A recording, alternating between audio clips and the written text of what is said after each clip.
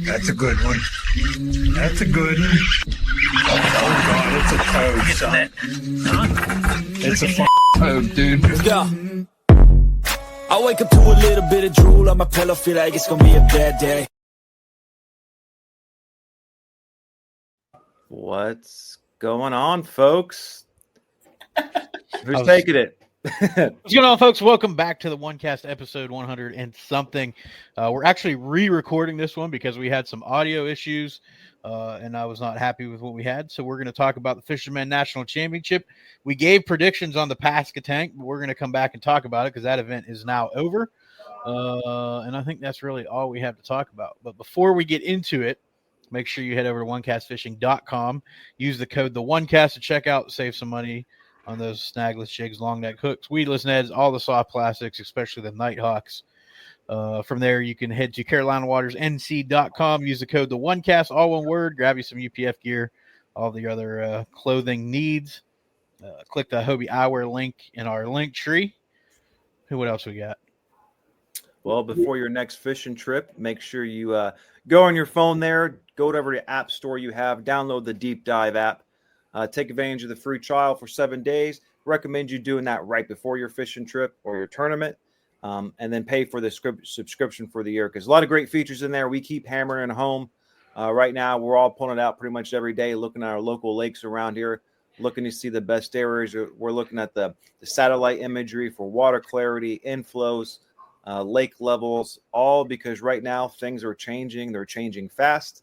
No day is the same, and that Deep Dive app can help you put on a few more fish. That's right. And if you're looking for a home or property, he's looking at Lake Murray right now, home or property in Central North Carolina, hit up our boy Terry Carpenter, licensed NC realtor with Howard Perry and Walston, Coldwell Banker. Terry's here in Central North Carolina. He's a full-time realtor. He's going to bust his butt to find you the home or property of your dreams. My wife and I used him. We purchased our home. We've put his phone and everything out there. He's linked in our link tree. You can also get a hold of him at carpenterT@hpw.com. All right. Pascatank. So the weight, one person caught the weight I thought they were going to catch. That's about the only thing you got right in that episode where the audio went bad. Oh, that audio was terrible. I didn't think forward facing was going to play, and it really didn't. But I always discount perspective mode. That's a whole different ballgame. Like forward facing, when I think about it, I think of pinging a minnow. But absolutely forward facing, perspective mode played a huge role in that tournament.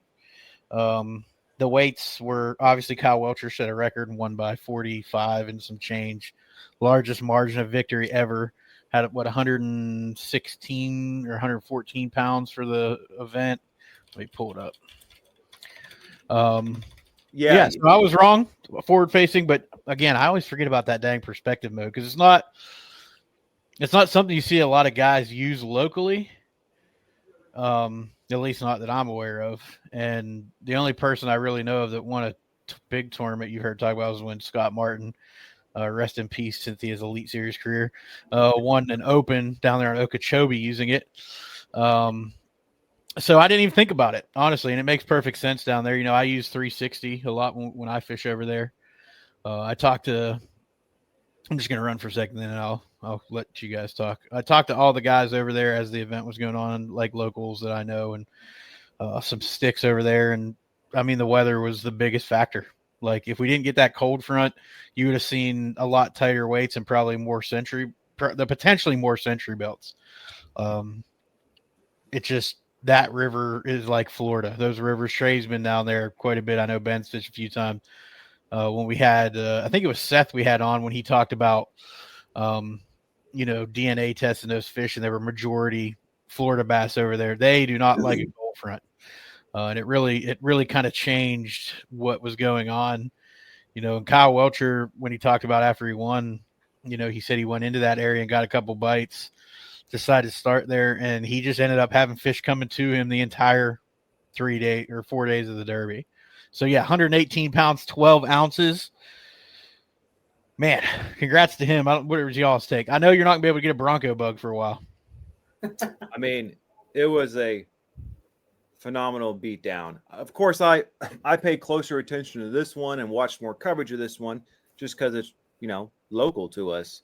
Depending on where those guys run, I mean, you can get to some of the tournament waters because there was like 2 million acres in a couple hours. If they blast off about 3 hours from where we live. But I'm personally more familiar with the Chowan, but Pete, you go down there way more on Trey. Absolutely phenomenal beatdown.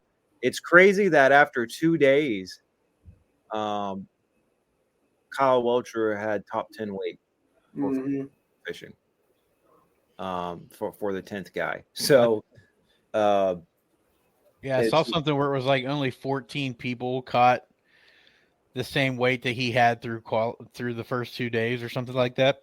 Well, so I'll put it this way. So 10th place had 62.4, but they fished championship Sunday. 11th place had 49 pounds. So let's see what Kyle have after day 2? 60, 61, 62 pounds. He had 30, 60. He had 61 pounds. He had 30, 11 day 1, 30. So he had 60 pounds, 14 ounces on day 2.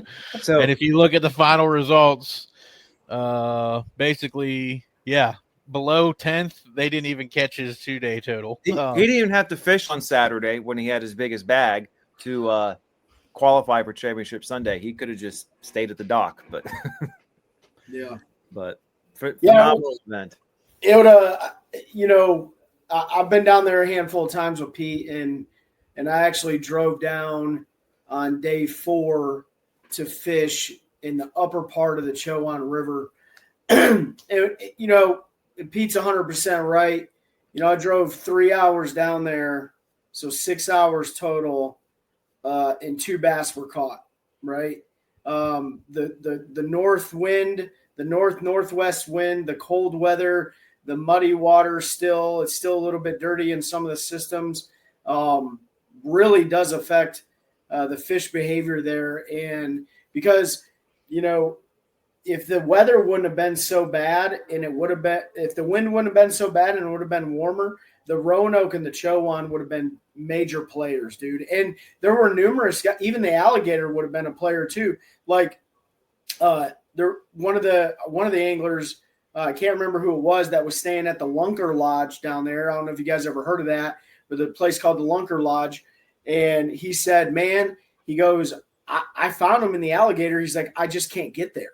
Right. Mm-hmm. And so weather was a huge factor. Obviously, the Roanoke, the Chowan, and the Alligator would have played big time had they not had that weather. And then my thoughts on the way that they were catching them.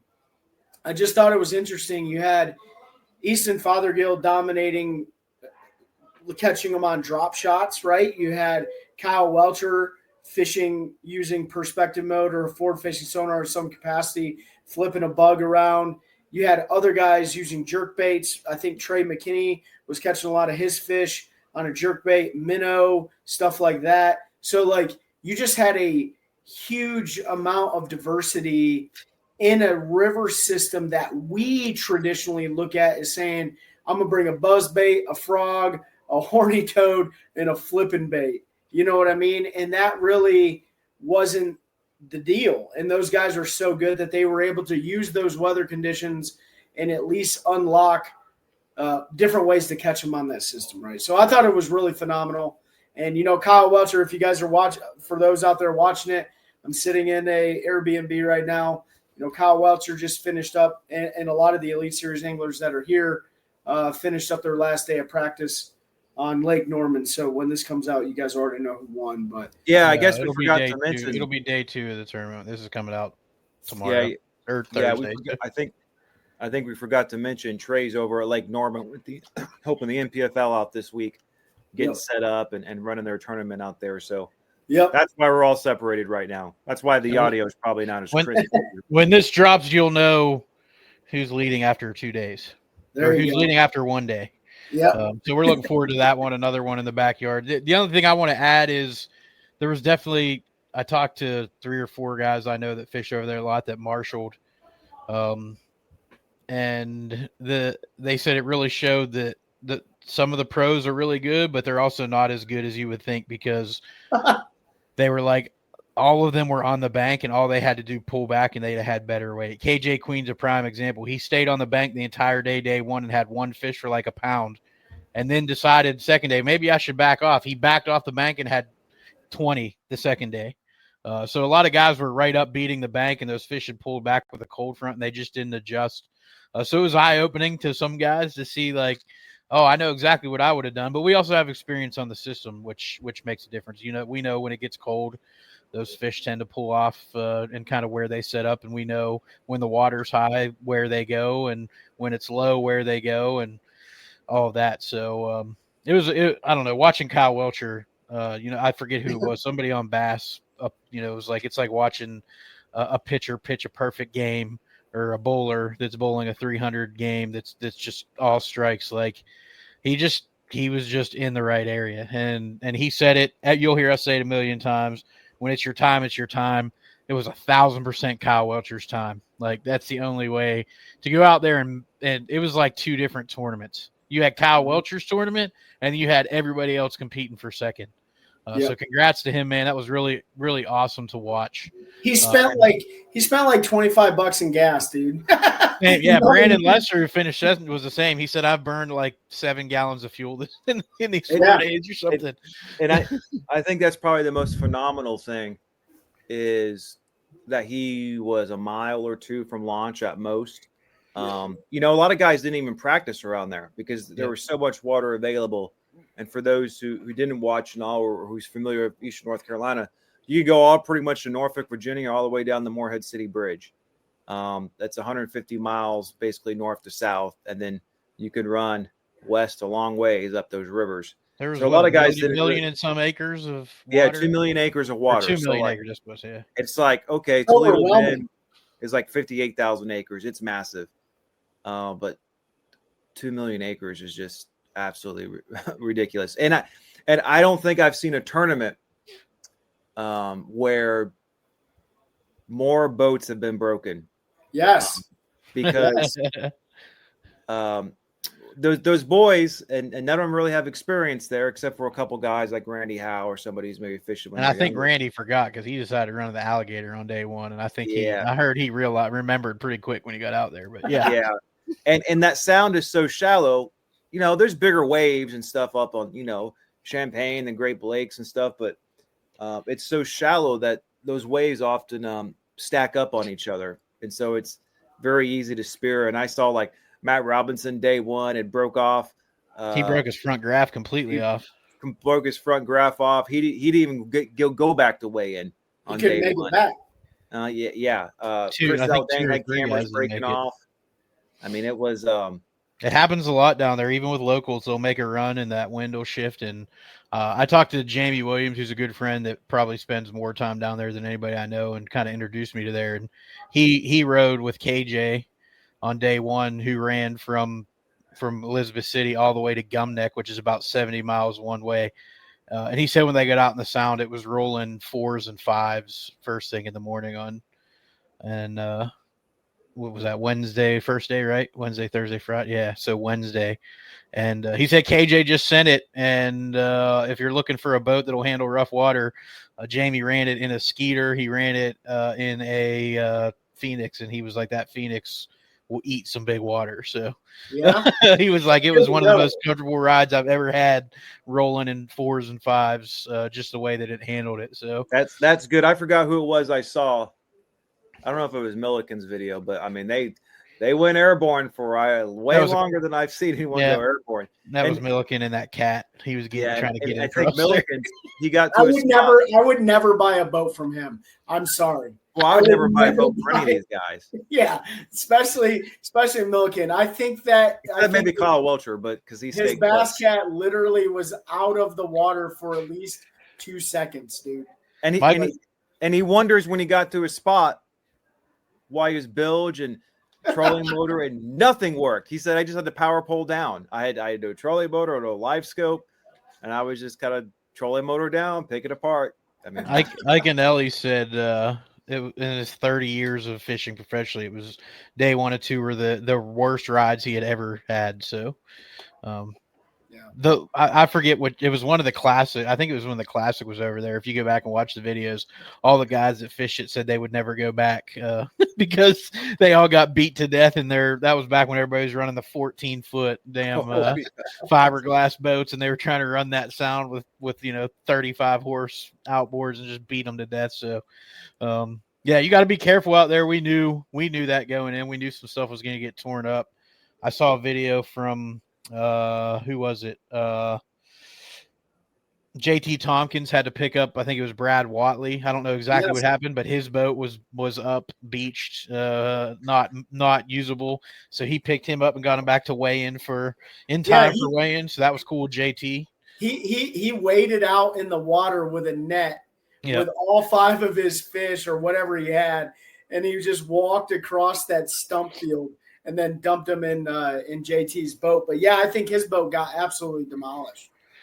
Yeah, I think it was Minn Kota, Humminbird, the Johnson Outdoors reps were somebody I know talked to him, and they said they replaced 43 props on all Trexes in the 4 days. It was the most they've ever done in one tournament. So that place is rough. Everybody always looks at me funny when I tell them I carry 3 props for my trolling motor when I go down there, but you will chew them up in a hurry in that place. So they will be back. I guarantee it. Everybody I talked to said Sunday's weigh-in crowd was the biggest crowd they've seen massive in years at a regular event. So looking forward to them coming back. I also just real quick, Tyler Williams, I thought it was cool. If you listen to him on the final day, he ended up 7th, but he talked about how rough and everything was, but he was staying at an Airbnb and just put in at a little ramp in a creek by where he was staying and ended up fishing the entire tournament there and catching 66 pounds. Wow. Like right by where he was staying. He was like, I was just getting bit in there and was able to pick away at him. And he said the weights got bigger as the week went on. So kind of cool. An area can work. But yeah, it was fun. Looking forward to them coming back. Looking forward to this MPFL event over at Norman. And I think Ben is going to interview us. Yeah. Yes. Which is going to be different. So let's, we're doing the interview. Yeah. We're interviewing as a team. We're going to transition here because we're going to talk about Pete and Trey's national championship down at Lake Murray a couple weeks ago. So the first week of April, right? You had your practice, and the tournament was Thursday, Friday, and Saturday, right? Yep. Yeah. So I guess first, I know we've talked about it and you all talk about it a lot, and we have in previous podcasts, but if we've got new listeners or viewers on here, why don't you just break down what is the Fishermen and the division you fish in North Carolina, and then kind of how you qualified for the national championship? Yeah. So Fishermen is a national ministry and tournament fishing organization. So they have divisions all over the country. I think the furthest one of the newest ones, there were guys was from Nebraska. So they're not just in the Bible Belt or anywhere. There were teams from all the way up to New York, Ohio, Michigan, Texas. Sort of the Texas. So pretty much everywhere you would think bass fishing goes down was represented, which was really awesome. And we fish the North Carolina Central Division, which is here, obviously in Central North Carolina. So we fish Falls Lake, Jordan Lake, Mayo, Carr or Bugs Island, Kerr, depending on who you talk to. That's all one lake for anybody that doesn't know. There's like 19 names for it. Gaston, and I think that's it.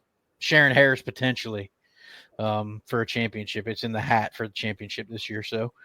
But yeah, we qualified. So the points champions in each division around the country automatically qualify for the national championship. And I just looked, Trey, they have announced 2025, which will be 2026. It's in Toledo Bend. So we might have to fish a local qualifier if we don't. Can I jump in here and say a couple more things? So Fishermen is a 501c3 nonprofit organization.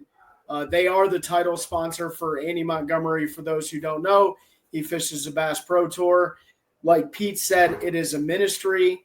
It's a faith-based organization, and it is a team series, which to me is the most appealing thing about it from the grassroots perspective of bass fishing, right? We always hear like, that's the grassroots. That's the grassroots. The team bass fishing to me, and I think to a lot of people, is truly the grassroots. And so Fishers of Men provides that opportunity. They also have other categories within there. So you can have, what is it, husband and wife teams, or, Yeah, so we fish the classic series, the top husband and wife team from each division also qualify, or male, female. They don't have to be husband and wife. It can be husband, daughter, friends, whatever. They have a legacy series, which is somebody under 16 years or younger and an adult. So a lot of father sons are able to qualify by winning their local legacy events. Yep. And then they have a weeknight series. And so the points champions from all those qualify. And then to fill it, they have regional qualifiers and district qualifiers and all kinds of stuff. So you can qualify several different ways. There were 195 boats. So it was a big derb. But hopefully that answered your question, Ben. Oh, absolutely. And I guess the last thing I want to mention, to talk about the Fishers of Men, because I've never fished it, so I live vicariously through you all and your team tournament. But what I think is really cool is the night before, you've got a meeting and dinner that I think you have to show up to. I think there's probably some testimony or preaching and prayers. And then if your partner can't fish, the only subs you can have is a family member, right? And so it seems like a very tight knit. And you talk about the 501c3, but it definitely seems like an actual ministry, and there's a lot of focus on that, not just the fishing. Correct. Yeah. Yeah, that is something really important. That's where that fellowship, that camaraderie, us getting together for the right reasons, like Fishers of Men makes that happen, right? And that's, and the other thing about it too is, there's a lot of tournament organizations out there that, let's just say, professional anglers can't fish, right? Because they pay too much in tournament entry fees or whatever. You'll see that in some states. Some tournament organizations won't allow guys that fish bass or BPT or MPFL or whatever. They can't fish those. Well, you can with the Fishers of Men. There's no rule, right? We got numerous NPFL anglers that fish in our division. And we'll get into it, but an NPFL angler won the national championship, right? So there's a lot of good from the competitive angling side. There's a ton of those. And then, there's people that just love to truly just fish, right? And so you get the best of both worlds, in my opinion. Absolutely. So this time last year, I would assume about this time, because Pete just found out about the 2026 championship location, found out where the 2025 championship was going to be. That was Lake Murray, South Carolina. So about 3.5 hours south of us, relatively local. But you guys had never been on that lake before. I'd have been on it like 7 years before, for a couple times. So like I wasn't very familiar about it. And then ultimately we'll get here, but Pete and Trey ended up going down for their official practice. Then I ended up going down a day or two later, and Pete's dad came down. And so Pete's dad and I, we went out and fun fished, stripers, bass fishing. And we can probably get into some of that. But it was definitely difficult that you guys had no information rule at the time, so we couldn't talk shop back at the house. But after that championship was announced, you all went down in October, kind of for like a leader's recon. So when you went down there, like, what were you hoping to gain? Of course, it's several months in advance. And then what did you pick up, if anything, that you plan to apply come championship time? Yeah. So when we went down there, we had a pretty good idea what was going to be going on that time of year, depending on weather. So we didn't actually spend a lot of time bass fishing. We've talked about that, but the time we spent a lot of time looking for kind of the pre-spawn staging areas, grass, rocky points, secondary, tertiary points that might hold fish, a little bit of brush pile scanning. We fished around a little bit, but it was more just getting familiar with the different parts of the lake, some of the different creeks, different areas that you hear traditionally talked about.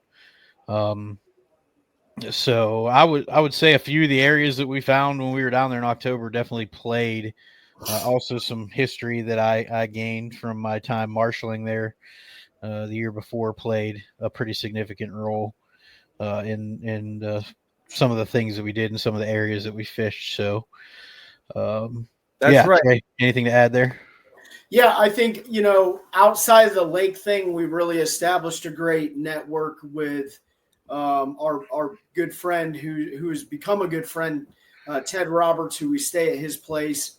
Found out that, we can idle to launch. It takes us about 3 minutes. We found out where gas was at. We found all the good grocery stores. So like that, the logistical piece of it was probably, in my opinion, one of the most important parts, right? Outside of the lake is 55,000 acres, give or take. Super overwhelming lake. You can't fish the whole thing.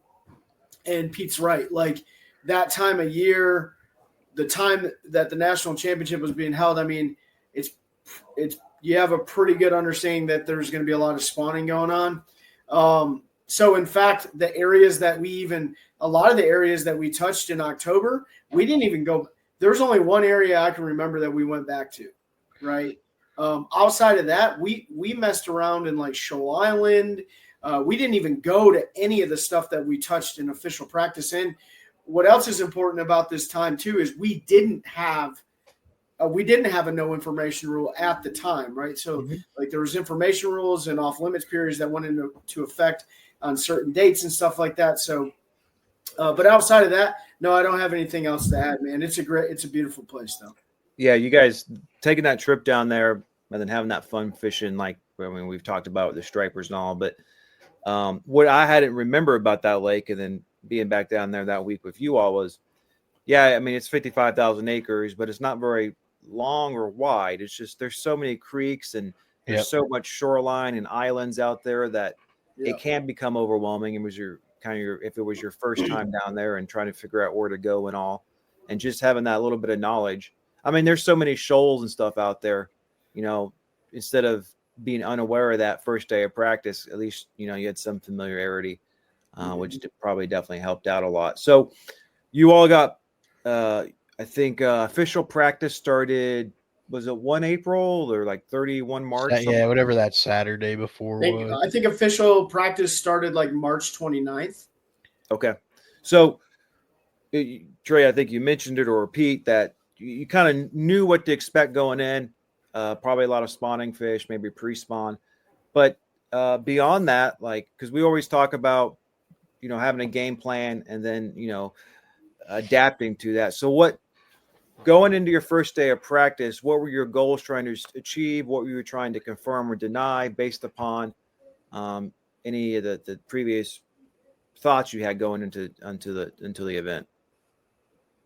Yeah, I mean, yeah. So, we were, so, there's trends on a lot of these lakes, right? And thankfully the Elite Series and the BPT and the MPFL and a lot of other organizations go to Lake Murray, right? So there's a lot of open source, open to the public information on the lake. So we knew that certain areas of the lake were going to play probably better for the spawn than other areas. So we wanted to find some areas in the northeastern portion of the lake and the southeastern portion of the lake.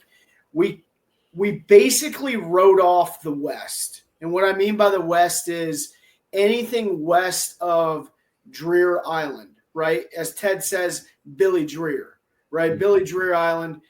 We basically wrote that off for a couple reasons. One, traditionally that time of year, it hasn't been as big of a player as it was 20, 25 years ago, right?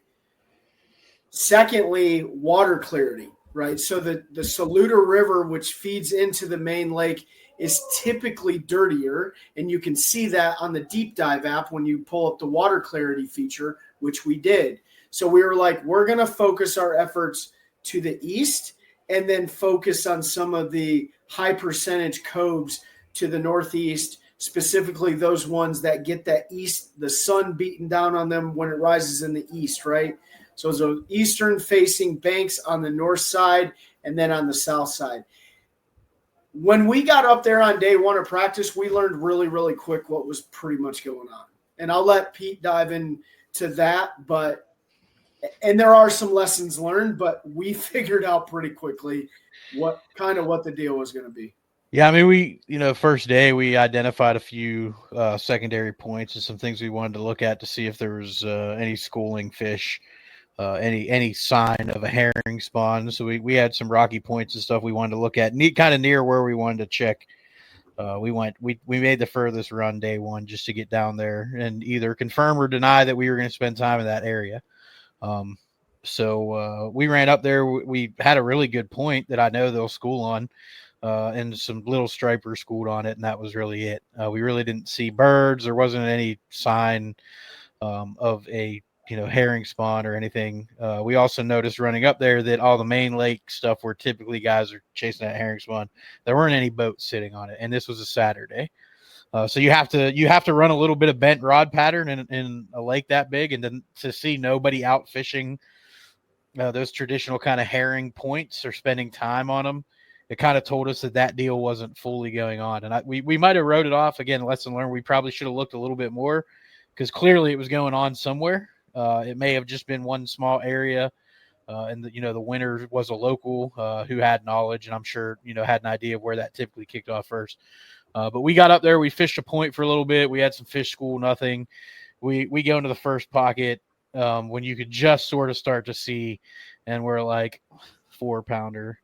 3-pounder, 3-pound. I'm like, well, that pretty much tells us what we need to know. We didn't know if they were on a bed or not. We just kind of got up there to bump them and see if there were fish shallow. And there were a bunch of fish in the first little pocket we rolled in. And so I think we hit or looked at a couple more sort of offshore deals, and then the sun got up to where we could see. That was like the only sunny day we really had. Yep.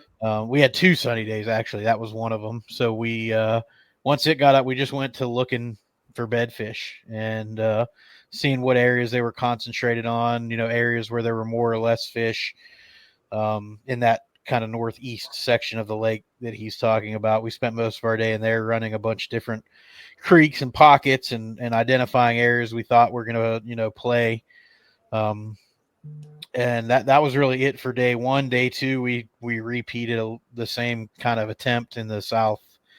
I guess it would be the southeast of the lake, down towards like the Mexican restaurant San Jose or whatever, and I think the marina is down there and some other stuff. So it was going down. I don't think it mattered where you went on the lake, you were going to find fish up shallow. But definitely, I think we noticed pretty quick after a day and a half, maybe 2 days of practice, that it seemed the better fish were up north, if you could see them. Right. Yeah. And then go ahead.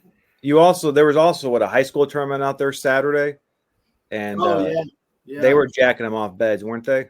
Yeah. I mean, there was a really big high school series going on Saturday and Sunday. I want to shout out to Andy Morgan's daughter that won it. Andy Montgomery. Andy Montgomery. Sorry, Andy Morgan's a country singer. Andy Morgan fishes the BPT. Oh, that's right. Yeah. Andy Wallen Morgan or what? I think Morgan Wallen. Morgan Wallen. We can't know this get it right. No, Pete's so absolutely. Like there was definitely some bent rod patterns going on. Like, and I do want to make something clear. I wouldn't have changed anything that we did at the time. Like I wouldn't change what we did. Now going into it ever again, I would change some things. I wouldn't change anything we did though. We'll get there in a few minutes. But absolutely the fish. And here's what's important for people to understand.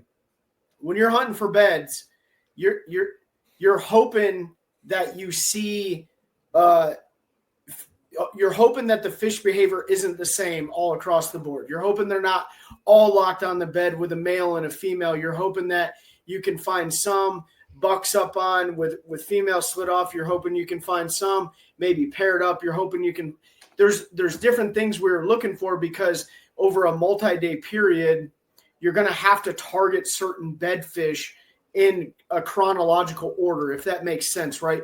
Which ones are the high percentage ones that I'm going to be able to catch and get in the box, right? And then which ones can I afford to leave, hoping that they don't leave overnight so I can catch them on day 2. So the North definitely had the better quality of fish on that day. And then so Pete talked about day 2, day 3. It was like day 3 or day 4, whatever. We ran something a little bit different in the morning for practice. So we had some information from a long time ago, and we did some map recon. And there's some like swampy, or not swampy, but they set up very differently than the rest of the lake. And so we ran back way down the lake and tried to get a topwater pattern going on, or whatever pattern, right? And we Pete caught a couple on topwater. We had several topwater blowups. We caught them schooling, and we were like, okay, nothing big, but there was definitely bigger fish in the area. And we were like, this can be a part of our game plan, right? And then I don't know how the rest of the practice. I think that was pretty much all the practice. That was day we had sun, and then so we checked that stuff first thing in the morning. Oh, yeah. That was Tuesday, so day 4, because Wednesday we had terrible weather. So we ran that pattern. We found a pretty decent, what we thought was going to play as a frog bite. Yeah. We found some schooling fish. The sun came up, and then we just went and marked beds. And I think we marked like 250 beds, or some ridiculous number. There's dots. There's dots everywhere. I'll count the number of beds when I get back home, because I still got all the dots on there. I think I deleted a handful of them that we caught off the bed. I was like, well, they're off the bed, so I delete that waypoint, right? But yeah, you're 100% right, Pete. Bob got up in the sky, and we went scouting. Yep. So it sounds like you all had basically 3 patterns going into the tournament. You had your primary bed fishing one at the that is really dependent a lot of times on sun and wind, but then you had that frog bite potentially. Although your dad and I found out that they weren't eating the frogs good, but they would blow up on it. They were eating it that day of practice. I know you guys are telling us there, but it's interesting. So I know, for the listeners out there, like Pete's dad and I, like if there was a place you all did not want us to go, we didn't go there. And so we went to a very similar location that wasn't far and that you all didn't have a problem with. And sure enough, they were doing the same thing over there. They would school and then there would be a frog bite, but yeah, they weren't taking it for us on the frog. I think we had 4 blowups and not a single boat got in the boat. But that's kind of frog fishing sometimes. They got to hit it just right. But we also had one more pattern that we knew we could run blind fishing, right? So we ran Nico rigs between docks and around docks, just with the trolling motor on 5 to 7, and we could pick up a bunch of fish doing that. So we didn't even execute that, and we'll get there during day 1 and day 2, but we also had that as a backup plan, but we weren't catching any quality fish doing that. It was like maybe 2 pounders, pound and a half, 2 pounders. Yeah. Just grind it out if you had to. So 4 patterns going into a tournament. You had your main one, and then 2 other ones that you were hoping to play in the morning, and then the grinded out one if you had to switch to that. But that is a great lesson for everyone, because we know a lot of guys who will go and practice and they will just get on one pattern, and when that does not work out, they'll die by that pattern. Yes, you'll die. Very rarely are you going to live on the same pattern going through 3 or 4 days of practice and then multi-day tournament. So great to have all those options in there. Anything else you all want to hit about practice? I had a frogfish eat a frog that I watched swim with it for like 4 minutes when I couldn't set the hook, and that was upsetting. I've never seen a frogfish hold a frog that long. No, I think it was a good lesson for us in restraint, because there were bedfish, and you would you would pitch to a few of them from time to time just to see how they were reacting. It was really hard when they would pick it up to not jack them, save them for the next day. And not to burn your areas too bad. So the last day of practice, we didn't even go to any of the bed fishing areas or areas we planned to fish in the tournament. Like, we knew the fish were there. We knew we could catch them. So we went to a completely different part of the lake and just threw Nico rigs around and caught some fish and had fun. And it was crappy and foggy and misty that morning. Yeah. So, but no, like Trey said, I wouldn't have changed anything knowing what we knew and what we found going into the first day of the tournament. I was very confident that we had enough that we were going to go out and catch 5 and give ourselves a chance to make the cut. I didn't know. I knew the way it was won was probably if somebody found it, that was who was going to win.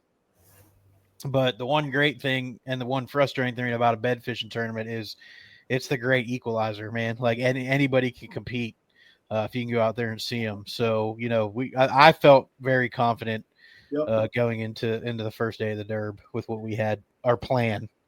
The last thing I'll say on practice, Ben and Pete, is I can't tell you how important it is to have a good pair of eyewear. And the Hobie Sightmaster Pluses really allowed Pete and I got a lot better at it during practice, to identify fish that were bedding in 3.5 to 4 foot of water, right?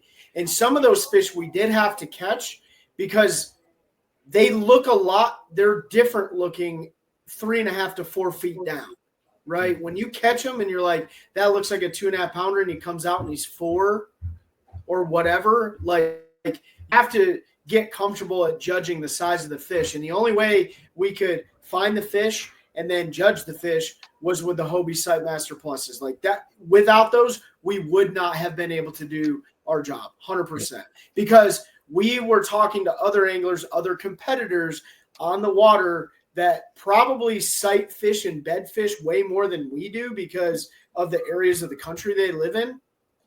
They absolutely could not see the fish. There were very obvious beds in practice that were up in, a foot of water that anybody could see, even without sunglasses. But then there were the fish that mattered, right? And that's why I think, people overlook it, but a good pair of sunglasses, man, I'm here to tell you, I will never use another pair of sunglasses for sight fishing. Yeah, that is absolutely true. And what you guys are talking about is what basically your dad, Pete, and I noticed while we were fishing those couple days you guys were in practice.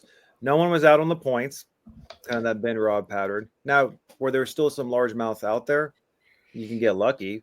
Your dad caught a 6-pounder striper fishing. I had about a 4-pounder throw my hook, but it was like, you're going to catch way more stripers. That's unless you're that local or somebody who knows where that herring spawn and stuff kicks off early. Like that was not it. And then we had a terrible time just fishing.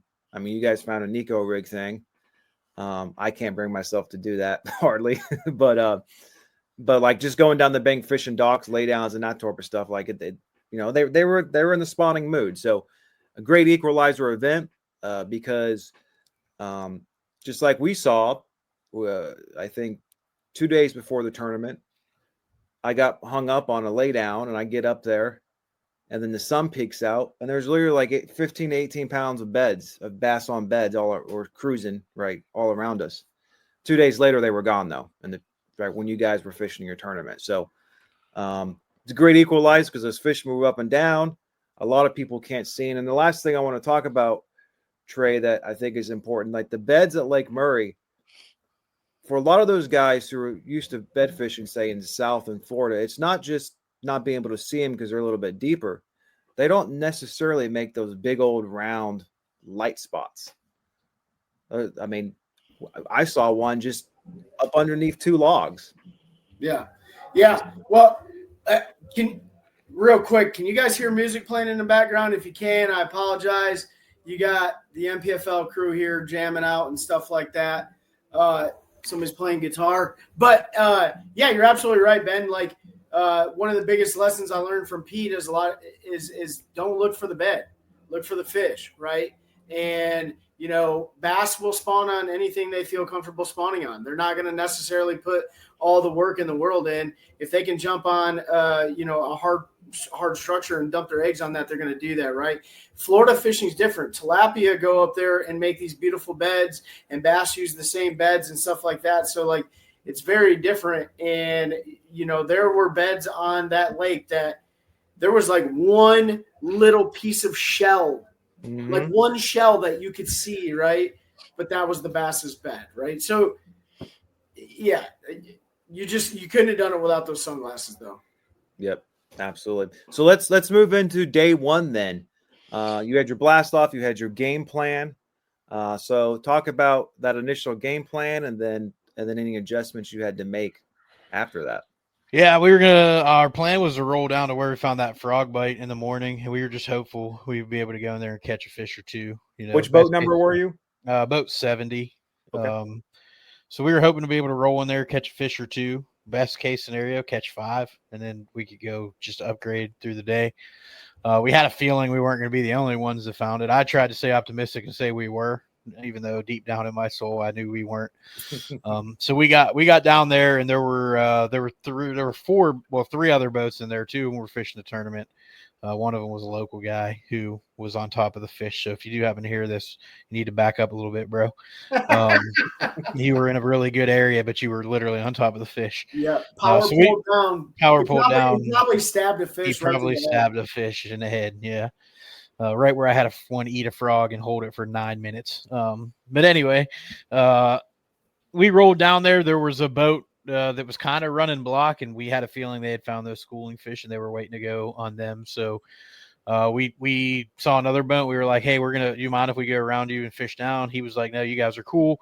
We asked that local guy. He was like, you might as well because everybody else does. So we just kind of got in where we fit in. Started fishing some hyacinth mats with a frog. Pretty quick, Trey had one blow up and miss it. I followed up with a fluke and caught that fish. So pretty quick in the morning, we had a 2-pounder in the boat. We ended up running down around there fishing the hyacinth with flukes and frogs and everything for I don't know, maybe another hour and a half or so to try to let the sun that we didn't have, but to let the light get a little bit better. We picked up one more keeper in there on a fluke, fishing it in the hyacinth. Made a color change. I wish I would have made that color change sooner because I might have got a few more, but I made a color change in my first cast, caught one on it. So, but by that point, those guys that had found those schooling fish were burning that school to the ground, which you hate to see in a multi-day tournament, but they were also small. There were a lot of fish that they couldn't even keep. They would catch 3 or 4 non-keepers to 1 pound and a halfer. So we made a call to get out of there and run to an area where I had we had some pretty good fish on bed that we had found in practice. It was a pretty quick run. So we put all that shallow water rods away into the rod box, pulled out all the flipping sticks and bed fishing rods, made a run, pulled up to the first little spot, and there was about a 5 ready to go, locked on a bed. So I bed fishing is my jam. So shout out to Trey. He let me do my thing. He just basically held the net for multiple days of the tournament and let me do my thing with those bed fish. So we rolled up to him or her. Pretty sure it was a her. I think I 3 flipped her and she ate. And I broke her off. So she came up, hook and everything in her mouth, wallowing around. We tried to net her while she was on the surface. That didn't work. She got back, went back to her bed, and she was a little sketched, but she was back on the bed. So made a decision. I was like, man, we can come back and catch this one later. I'm confident if we give her some time, we can catch her. So we rolled around that area again because we had quite a few fish. We ended up catching, I think, 1 more, maybe 2 more keepers. We left out of there with 3 or 4 fish. Then I think we had 4 because then we got on the struggle bus a little bit. We went to an area where we had marked a pile of beds along a bank, and the wind and weather just wasn't cohesive. Couldn't really see them till you were on top of them. By that time, you were blowing them out. So we left there, kind of poked around. We're struggling to find the keeper. Trey was coming unglued a little bit because he's like, this always happens, man. That 5-fish curse. Yeah. It was getting a little stressful because we're getting to 12 o'clock now, 11:30, and we only have 4. So Chelsea, my wife, you had picked some baits up in my house for me, Ben, that I needed more of, and she had stuck a little note in the box for us with a little prayer on there. We rolled into an area where we had some beds marked in a cove. Trey was like, pull that prayer thing out and read it. I was like, cool, man. Pulled it out and read it. There were some dudes working over there that were blasting Creed. I think it was 6 foot, like the 6 foot from I think it was that song. So I'm like, well, I mean, if divine intervention is meant to be, like, we're in the right spot, bro. We got some Christian music. We just prayed. We rolled up to a dock where we have on a bed, and there was like a 2.5 down there. I flipped it, jacked it, put it in the boat. We had our 5th fish. Yeah. So that was a really cool moment, sort of emotional. Like, just a lot of things came together there. We went fish a lake we never fish in a multi-day 195 boat tournament. We at least had a limit that we were going to weigh. Poked around in there, ended up calling one, and then that was where we met our Doc Karen for the week. I was going to ask, you want to tell the Doc Karen story here? I mean, I'll start it, and then I'll let Trey, because he had the majority of the conversation, because I can't talk to people like that, because I'll just get super angry and become very unchristian very quickly, which isn't good, but like, just let me fish. Especially in the fishers of men. Yeah, just let me fish, right? So we rolled up and we found there was a male and a female on a bed. The female was still kind of cruising off the bed. The male was up locked on. It was actually the house where those dudes were working. So we pulled down and I start working this bed, trying to see if I can get the female to eat. She wasn't interested at all. And they're like, man, those ones are smart. The workers did. So I flipped in there a couple of times. I ended up jacking the male. He called. He helped us. So I get him in the boat, call him. And I jump back up the front, and the Trey was like, oh, they're not too smart or something. He yelled up to those guys, or we're smart or something along those lines. And I'm like retying, because with bedfish, I retie after every fish just to make sure everything's lined out. And I look up, and there's this lady walking down her yard with a duck tucked up under her arm, and she's coming down to her dock. And I just looked at Trey and I went, here we go. And he was like, what?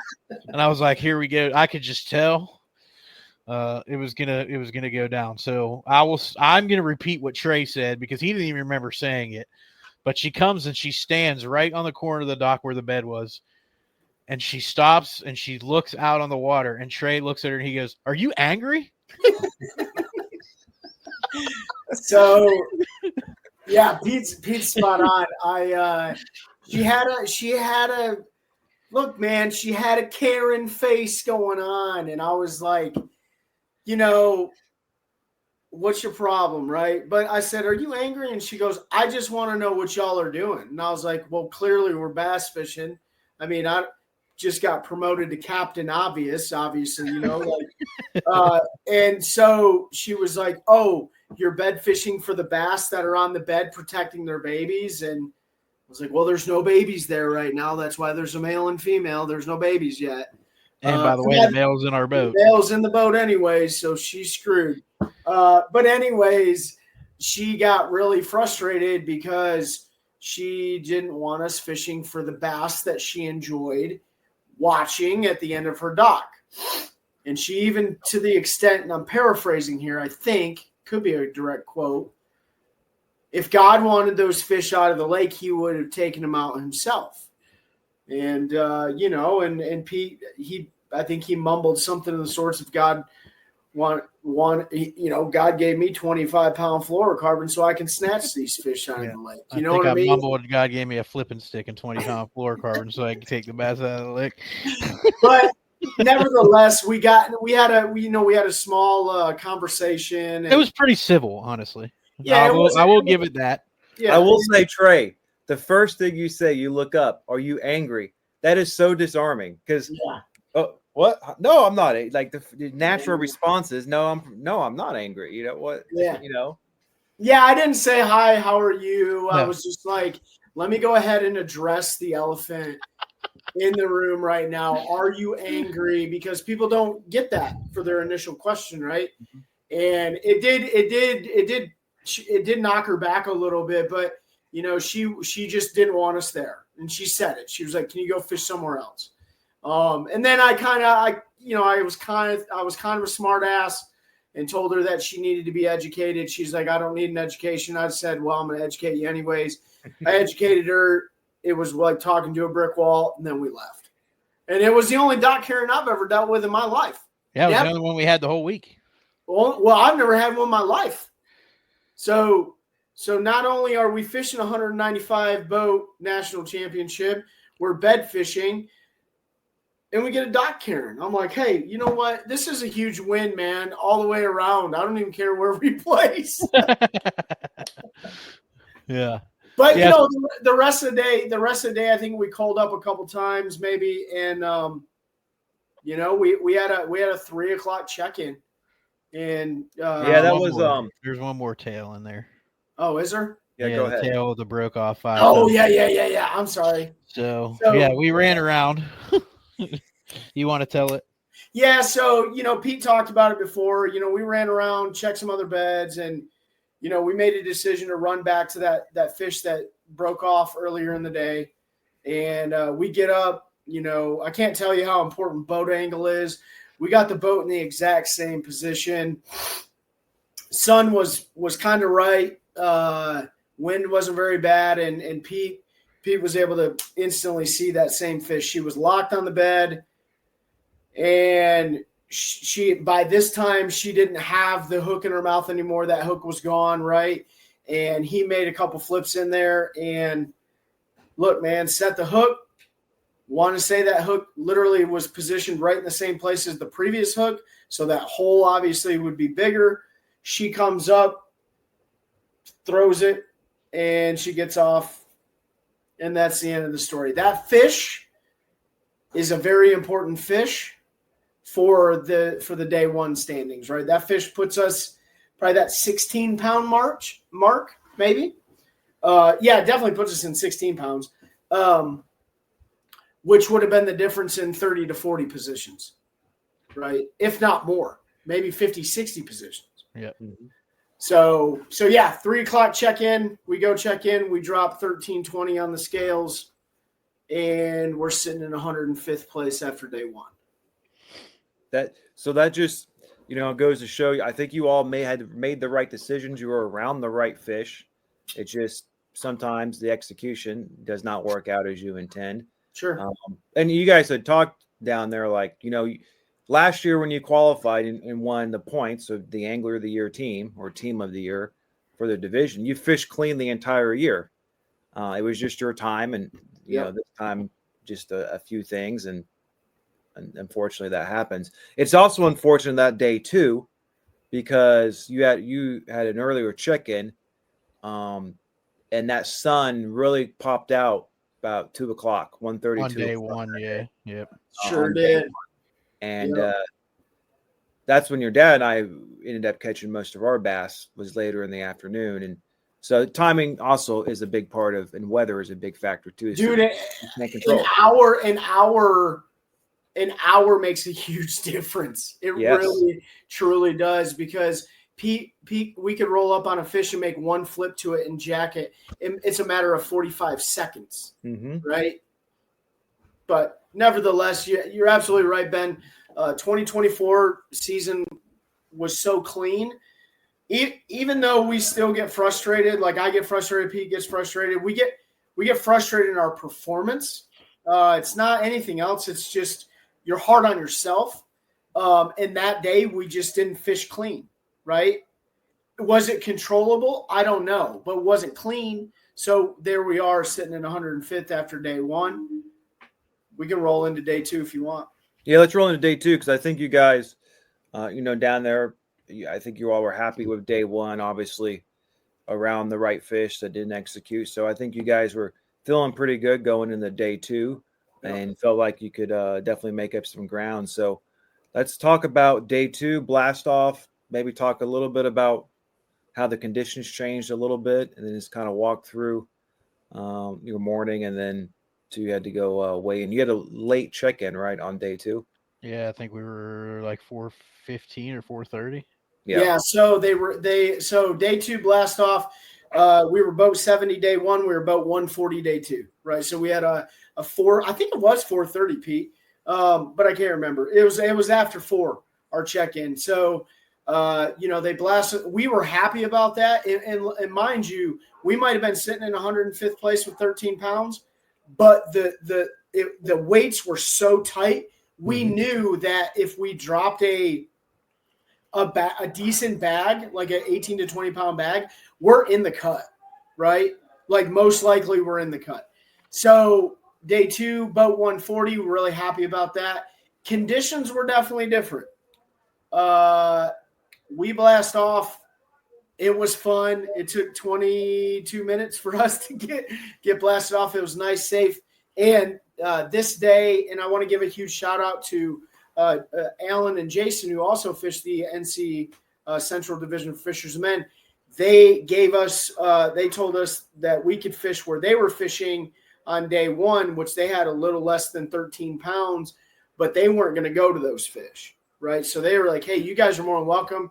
Go fish for those fish. They're schooling. You might be able to pick up 5 quickly, settle your nerves down, and then go do what you guys do. We do that. We blast off, run down that end of the lake. Unfortunately, there's a guy legitimately sitting on the school of bass. We catch a short bass, a crappie, and Pete and I looked at each other and we're like, let's power pull up, do exactly what we did yesterday, and let's go bed fishing and do what our plan was. And that's what we did. We had no sun on day 2 until way later in the afternoon. No, day 2 we had sun almost. Oh, we weren't supposed to have sun. That's right. Until later in the day, which I thought was going to be good for us. That sun came out around being 10 out. o'clock. Yeah. Yes. Because Pete, your dad and I, we were like, we looked at each other, it was like, it might go down today. It might. Pete and Trey were going to have a bag because that sun wasn't supposed to come out till like it did the day before, 1:30, 2 o'clock, and it was 3 extra hours. So yeah, you had the opportunity to go bed hunting. So how'd that head hunting go on day 2? Went way better. I mean, we went to see if that 5-pounder was there, so I could have one more shot at redemption. That fish was gone, as I figured it would be. But I think we rolled through that little area and ended up catching 3 keepers right there, like pretty quick. This is all, I think, before 8:30, 9 o'clock. We got three out of there. Rolled to another fairly close spot and caught 2 more pretty quick ones. So we had 5 before, I think, 10 or 10:30 on the second day. Not for anything, like 12 pounds, but we had 5, and then we could just go look for better fish. So we rolled around for a little bit, had quite a few little upgrades, half pound here, half pound there, a couple ounces. And we decided, hey man, those better fish were up north. They weren't there the last day of practice, but when we had those fish in numbers, they were better fish. So we need to make that run. It's a pretty good run up the lake. We know if we run up there, our south stuff, we can't come back to it. Like we've got to commit to go up there and we've got to fish.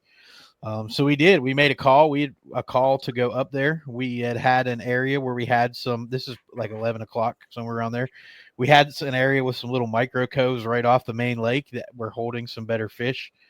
And we rolled up into the first one, and it was loaded up with fish. There was a ton of fish in there. We upgraded a couple more times. I caught a pretty good one, almost 3-pound male. I couldn't get the female to eat off the bed, hoping she would lock on. She didn't. So we went to the next one, and we roll up into the next one. We go over a fish in about 4.5 foot of water. I'm like, well, that's like a 3.5. But there's a boat on the left-hand side wrapped, and Trey's like, I don't know who that is. And I was like, what's Chad Pipkins? Like I knew the boat wrap right away. Super cool, Chad. Shout out Chad if you happen to hear this, or anybody that knows him. Like, thank you. I hope you got there and won a blue trophy this year, man. That was he yelled across to us like, hey, y'all in a derb. We were like, yeah, we're fishing the Fishermen National Championship. Did you already clean out this pocket? And he was like, nope, I pulled right up to this one. I'm gonna go ahead and get out of here. You guys can have it. So he ended up catching that one. It was like a 2-pounder, nothing special. And then he pulled up and turned his boat on and left it to us. So I ended up catching that one deep, like 3.5, something like that. Pretty good call. And we start working down there, and there's a lot of like 2-pounders, 2-pounder.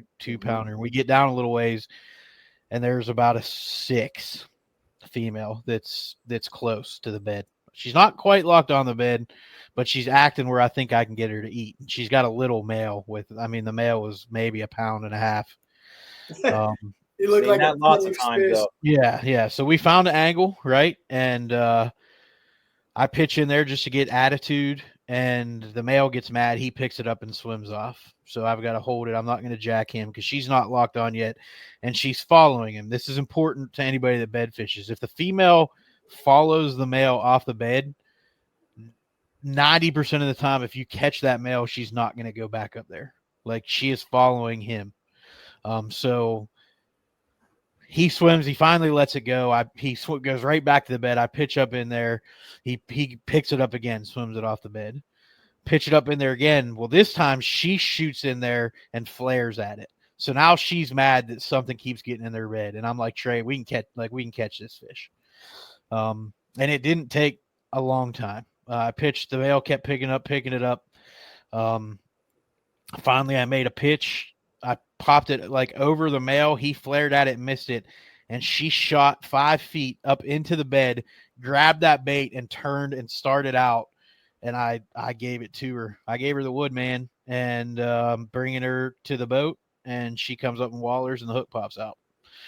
And so we drop another key fish, and then she just goes. She's gone. We didn't see her again. I catch the male that I knew wasn't going to help us just out of frustration, because I knew I could like one pitch him. So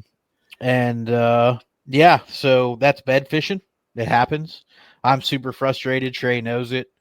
But the one difference on day 2 is we had sun and we still had a lot of time. I was pretty confident we were going to find another big one that we could get to eat. It never happened. Well, we after we lose that key fish, mind you, this pocket is so shallow. I mean, so we went from here. We started on the right side. Pete caught a good one out of there. The back furthest right side, that's where he lost that big one. As soon as you come around, there was another boat that had come in on us, right? And these boys were from Texas. And we were power pulled down, and I was like, Pete, there's a male and female on the bed. Oh, that's right. On. So we power pulled down, and these boys come in, and they're like, oh, hey, we're sorry we didn't see you guys here. And we're like, hey, man, no problem. And we talked a little bit. I think they had like 11 pounds in the box or something like that. And so they kind of veer off, and the whole time I'm having a conversation, Pete's in there like the fish are just swimming out with his bait, but he didn't jack them when the other competitors were around us. So when they leave, Pete tells me, he goes, I could have caught this fish like 18 times while you were talking. So as soon as they leave, he flips. I think it was the green pumpkin nighthawk on that one, I want to say, and flips that green pumpkin nighthawk in there, catches that one. And unfortunately, the other fish wouldn't eat, but that helped us, right? And so now I want to say that was our last big fish catch of the day, if I'm not mistaken. Yeah, I mean, we didn't even really fish for the rest of the day. We just tried to find a big female. Just tried to find a giant one. And on our scale, on our Bubba scale, we had 15.5 pounds, right? That's what we had. And we found another absolute mega giant female that was moved up. We just couldn't get her to go. And that pretty much wraps up the day. I mean, we get back. Is there anything I'm missing on that, Pete? I mean, that's pretty much it. We wrapped the day up. We had about 870 soft plastic nighthawks on the bed of the floor of the boat, and to include another brand of bait. And we get back to weigh in, and you guys met us there, Ben, with Pete's dad. And, we dropped almost 15 pounds on the scale, 1481, I think, to be exact. And that moved us from 105th to 88th. The margin for the cut line was like 3 pounds, right? Yep. So those 2 key fish that we talked about, those fish get us in that top 39. Pretty much guarantee they do. Yeah, comfortably. But hey, it wasn't our time. We learned a lot. Again, huge shout out to Chad Pipkins. Awesome dude for that. Didn't have to do that. Man, it was a good event, dude. I'm proud of what we did, for sure. Yeah. I have no regrets, man. Like, I had a blast. We were talking about Kyle, man. When it's your time, it's your time. It wasn't our time to make that cut and to fish that third day. I was down a little bit. Trey, we're pretty good cheerleaders for one another. He was like, man, it happens. But when you don't perform, I don't get mad at the fishing and not catching fish. I get mad at performance, because I know I can perform better. But that was one of the things we said going into this year. That was my number one thing. I think we did an episode back in December, January. Like, what are you looking forward to most next year? And mine was adversity. Like, we literally faced zero adversity in 2024. We never lost a fish that would help us in a tournament. We only think I lost 1 fish in a tournament.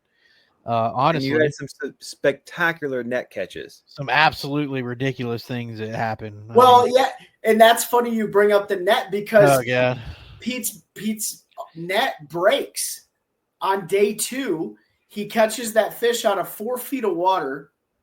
She's a good one. Pipkins just leaves. I go to net the fish. The net snaps in half. Thank goodness he had 25-pound fluorocarbon on. He boat flipped that fish right in there. But, I mean, outside of the national championship, our first tournament this year, we had a 26th place finish, I think. It was terrible. We didn't even have 5 fish. Yeah, we had 4, yep. We had 4 fish.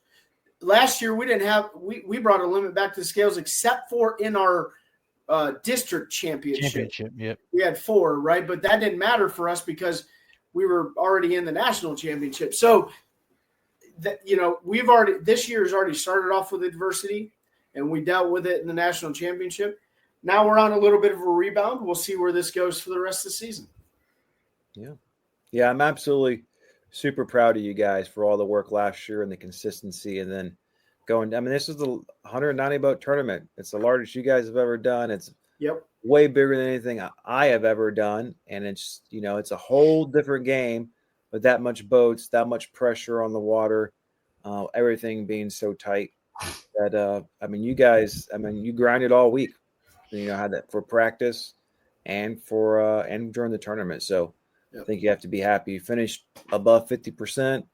You had made the right decisions, right? You had the right key fish, but unfortunately, it's fishing sometimes. I do want to throw out the last thing I want to say before we end this. The Fishers of Men they do a phenomenal job at your district, but nationally, man, it was a really special occasion. Like, they recognized all the points champions from all the districts, right? I had no idea. I don't think Pete did either that we were going there to get a second piece of hardware, which Pete actually has behind him sitting over his right shoulder, which has both of our names. It's just really cool. Like, you get the hardware and you get, a hoodie and those things to me. Yeah, man, there's money to be won and stuff like that. And there's competition to be had, but like those types of things don't happen all the time. Right. And it could be just in your club that you win an AOY championship, or you could be the elite series. It doesn't matter. Like, those types of things, when they happen, because they don't happen all the time, right? Those are the memories that you soak up. And so Fishers of Men did a phenomenal job at hosting us and putting in a great venue together. Made it really special, for sure. Yeah, absolutely. Yeah, and the last thing I want to say is, thank you to Ben, OneCast Fishing. They covered our lodging for the week. His baits played a big role in what we did. The Nighthawk, if you don't have some, get you some right now. Honestly, like, run out and get them. Terry Carpenter, financially helped support us on this journey. Carolina Waters financially helped support us with some money for this. So Having that stuff covered and not having to financially worry about, $1,000 for a house for a week and food and groceries and all of that. Just, I can't say enough. The company support us, the equipment, Hobie Eyewear, like absolutely the Sight Master Pluses gave us an advantage and are a big reason why we finished where we did. With less than ideal conditions, we could see fish that nobody else could. Cash and rods performed like they always do. Man, it was super special to what Trey said. Like,